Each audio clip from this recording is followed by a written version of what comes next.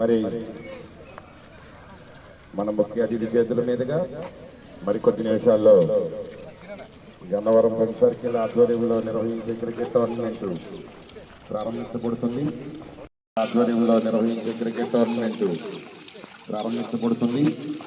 కాబట్టి దయచేసి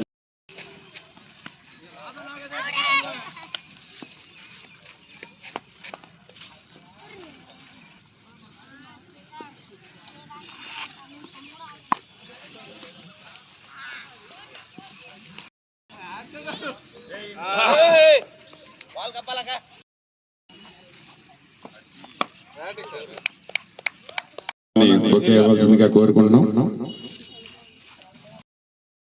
especially games అనేది మనకి మానసిక ఉత్సాహాన్ని కలిగిస్తాయి, ఆరోగ్యాన్ని కలిగిస్తాయి. మాలాంటి స్ట్రెస్ఫుల్ జాబ్ వాళ్ళకు కూడా చాలా స్ట్రెస్ రిలీఫ్ ఉంటుంది. అండ్ అందుకోసమే నేను ఎక్కడన్నా స్పోర్ట్స్ ఉన్నాయంటే అది చిన్నది కానీ పెద్దది కానీ ముందు వెళ్తున్నాను. ఎందుకంటే అట్లీస్ట్ అక్కడికి వెళ్తే మనకి కొంత రిలాక్స్ ఉంటుంది. ముస్తాబాద్ టీం జరుగుతుంది కదా, అక్కడ కూడా మా పోలీస్ స్టేషన్ నుంచి మా టీంని ఇచ్చారు. ఎందుకంటే మాకున్న ఈ స్ట్రెస్ఫుల్ జాబ్లో ఒక 2 hours మేము దానికి స్పెండ్ చేస్తే ఈ స్ట్రెస్ అంతా కూడా రిలీఫ్ అవుతుంది.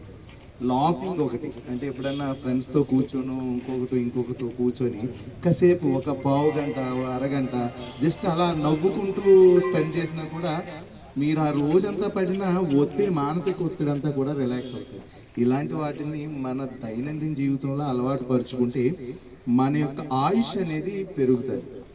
మనకి ఆ స్ట్రెస్ అంటే ప్రతి ఒక్కరు వాళ్ళ లెవెల్లో, వాళ్ళ ఉద్యోగంలోనూ, వాళ్ళ ఫ్యామిలీలోనూ రకరకాలైన స్ట్రెస్లు ప్రతి ఒక్కరు ఫీల్ అవుతారు. అంటే ఒక బాధ్యత ఫీల్ అయిన ప్రతి వ్యక్తి కూడా ఖచ్చితంగా ఒత్తిడి అనేది ఫీల్ అవుతారు.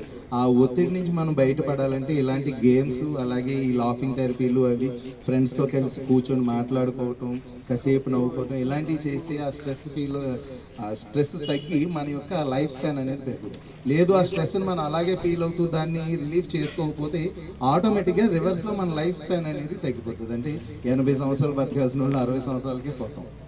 అదే ఈ స్ట్రెస్ రిలీఫ్ అనేవి పెట్టుకుంటే మన లైఫ్ స్పాన్ పెరుగుతుంది, అన్ని రకాలుగా బాగుంటుంది. నాట్ ఓన్లీ లైఫ్ స్పాన్, మనం హెల్తీగా ఉంటాం, ఓకే. అండ్ ఇంకొకటి చాలా గ్లామర్గా కూడా ఉంటాం.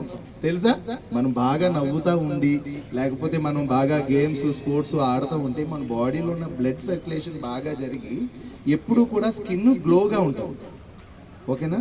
సో కాబట్టి వన్స్ అగైన్ అందరికీ wish you all the best. ఇలాంటి క్రీడలను ప్రోత్సహిస్తున్న మన మాస్టర్ గారికి, అలాగే మన కిషోర్కి చాలా ధన్యవాదాలు. మీరు ఇలాగే ఇంకా ఇలాంటివి చాలా కార్యక్రమాలు చేయాలని మనస్ఫూర్తిగా కోరుకుంటూ